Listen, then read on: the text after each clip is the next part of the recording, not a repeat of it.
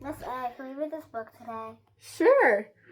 Today we're reading the true story of the Three Little Pigs. If you guys didn't read the first one, maybe you should go to the channel and click it. I think it's the one right before this. I'm pretty sure. Might be wrong.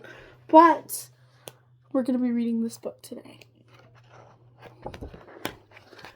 The true story of the Three Little Pigs, as told to John something and illustrated by Lane Smith. Let's begin. The true story of the Three Little Pigs.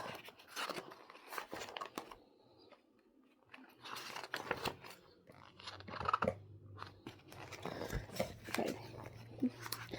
Everybody knows the story of the Three Little Pigs, or at least they think they do. But I'll let you in on a little secret. Nobody knows the real story, because nobody has ever heard my side of the story.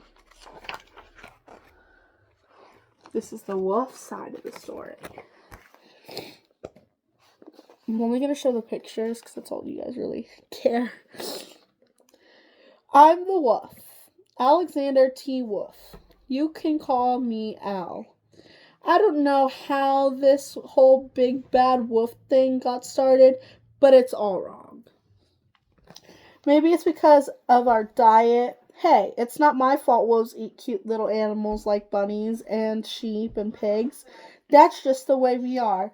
If cheeseburgers were cute, folks would probably think you were a big bad wolf too.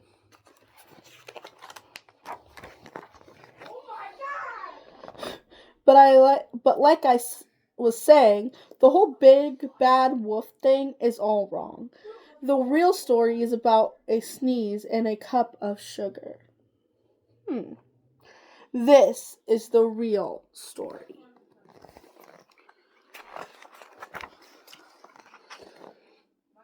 Way back in Once Upon a Time, I was making a birthday cake for my dear old granny. I had a terrible sneezing cold. I ran out of sugar.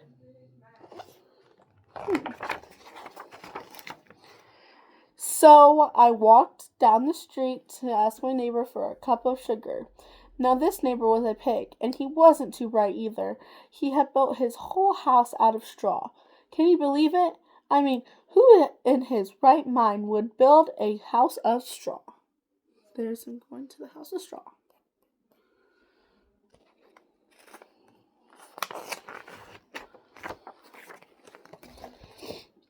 So, of course, the minute I knocked on the door, it fell right in. I didn't want to just walk into someone else's house, so I called, little pig, are you in? No answer. I was just about to go home without the cup of sugar for my dear old granny's birthday cake. That's when my nose started to itch. I felt a sneeze coming on. Well, I huffed and I snuffed. And I sneezed a great sneeze. Uh-oh. And you know what? The whole darn straw house fell down, and right in the middle of the pile of straw was the first little pig, dead as a doornail. He had been home the whole time. Uh-oh. It seemed like a shame to leave a perfectly good ham dinner lying there in the straw, so I ate it up. Think of it as a big cheeseburger just lying there.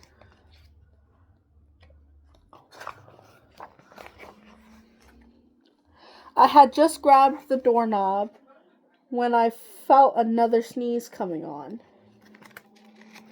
Did I miss a page? I did. Sorry. I was feeling a little better, but I still didn't have my cup of sugar, so I went to the next neighbor's house. This neighbor was the first little pig's brother. He was a little smarter, but not much. He had built his house of sticks. I rang the bell on the stick house. Nobody answered. I called, Mr. Pig, are you in? He yelled back, go away, Wolf. You can't come in. I'm shaving the hairs on my chinny chin. I had just grabbed the doorknob when I felt another sneeze coming on. I huffed and I snuffled and I tried to cover my mouth, but I sneezed a great sneeze. And you're not going to believe it, but this guy's house fell down just like his brother's. When the dust cleared, there was the second little pig, dead as a doornail. Wolf's honor.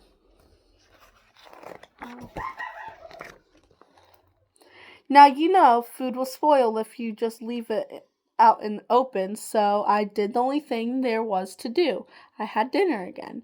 Think of it as a second helping. I was getting awfully full, but my cold was feeling a little better, and I still didn't have that cup of sugar for my dear old granny's birthday cake, so I went to the next house. This guy was the first and second little pig's brother. He must have been the brains of the family. He had built his house of bricks. I knocked on the brick house. No answer. I called, Mr. Pig, are you in? And do you know what that rude little porker answered? Get out of here, Wolf. Don't bother me again. Uh-oh. Talk about impolite. He probably had a whole sack full of sugar, and he wouldn't give me even one little cup for my dear sweet old granny's birthday cake. What a pig.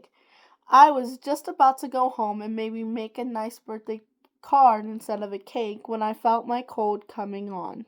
I huffed and I snuffed and I sneezed once again. Then the third little pig yelled, and your old granny can sit on a pin. Look at that mean little pig. Now, I'm usually a pretty calm fellow, but when somebody talks about my granny like that, I go a little crazy. When the cops drove up, of course I was trying to break down this pig's door, and the whole time I was huffing and puffing and sneezing and making a real scene. Oh, wow.